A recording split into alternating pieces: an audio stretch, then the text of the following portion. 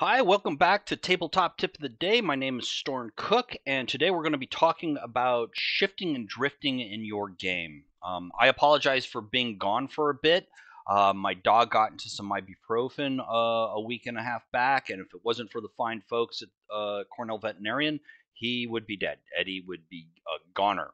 And I've also been fighting some massive insomnia for a couple of weeks now, part of which has been caused by my sudden need to create my own game system for fantasy, which brings us to what I want to talk about today: drifting games and shifting games.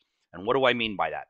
Drifting is tweaking a game system to reflect the table and the campaign's needs. So basically, house rules. Way back in the day, playing the very first iteration of D&D, we decided to ignore that rule that you got XP for gold because after playing the very first published module that we could get our hands on, our characters went to first to second level on experience, sort of what they did in the game, but then jumped to fourth and fifth level due to the gold that they acquired. And that was just too fast for us. And we decided to junk that subsystem. So, I mean, we just cut it. Granted, we gave no thought to how our intrepid adventurers managed to move that much coin out of a deep dark hole, nor did we decide to, prune the loot suggested by the module, both of which could have achieved the same end. I also remember doing this in our long 30-year-old Champions campaign. We did this several times. We made up our own speed rules because having so many more actions than other characters was game breaking. Speedsters, martial artists, and whoever had a high speed of 8, 9, 10, 11, and up to 12 actions versus the mean of 4, 5, and 6 was just overwhelming. It wasn't fun to be sitting on your hands while someone got to go 3 times before you got to go once. The rule that Neil came up with, who was our GM, is that there was initiative and you rolled a d6 and added your speed to it. And if you got an 11 or more, you got a second action after everybody had already gone. So speed was still really important because who went first and that second action still had tactical weight. And that felt okay because speed is a very expensive stat to have in Champions. There was another time where I had been reading The Death of Superman. This is way back in the day. And Doomsday and Supes are just pounding on each other. And it was obvious that they were causing real physical damage, like, broken ribs and, they had bloodied mouths and, bruises and stuff like that. Bits and bone were coming off of Doomsday. And if you've never played Champions, damage comes in two forms. There's stun and there's body. And stun is like how much you can take before you get knocked out, and is considered non-lethal. And then body is like that's how much physical trauma your body's actually taken. And when you're at 0, you're down and you might possibly be dying. So it's very easy in Champions to do stun, and it's very difficult to do body. And the way Doomsday and Supes would have been built using Champions rules, there's no way they would be doing body to each other. And that didn't feel right to me. So I brought it up to Neil. Neil came up with a house rule that for every 20 stun that got past defenses, you would take a body. And all of a sudden, our characters were like feeling like they were, getting beaten up and like there was lasting damage after a fight.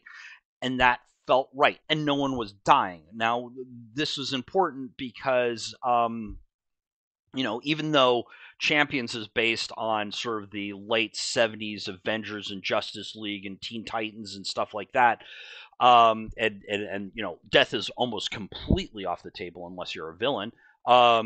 In the Iron Age, we're starting to see that switch up. The games, the setting became a little more gritty. Comics became more gritty, and death was kind of on the table for the first time and could happen, but it wasn't usually in some kind of like super random event. It usually had to be some very dramatic, intense moment for a supervillain or a superhero to die.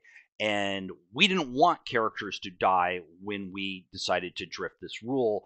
We just wanted them to feel like they were getting beaten up, and this worked perfectly. This worked really, really well.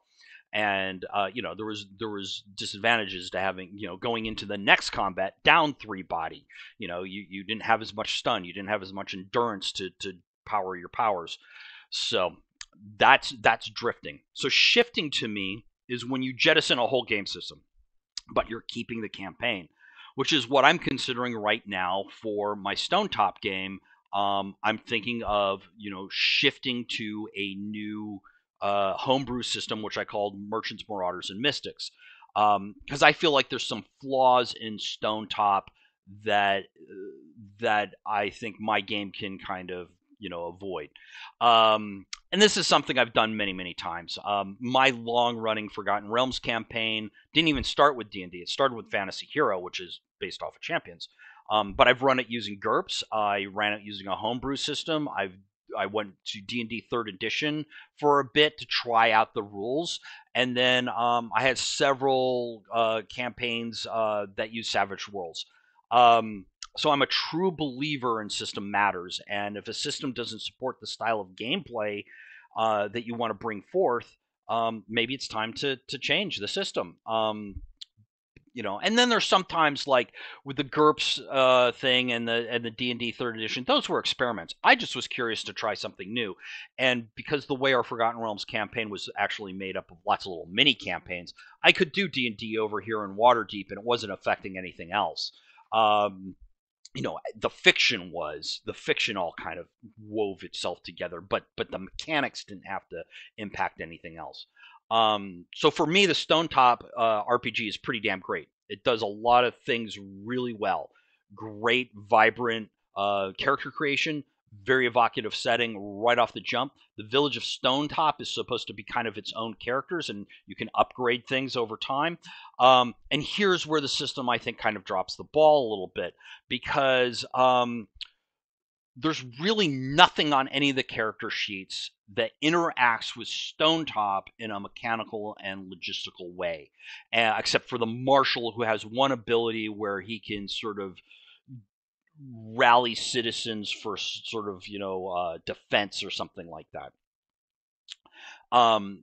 So like the smith, who is an incredibly important person in a small village, gets no more sway or political clout than any other.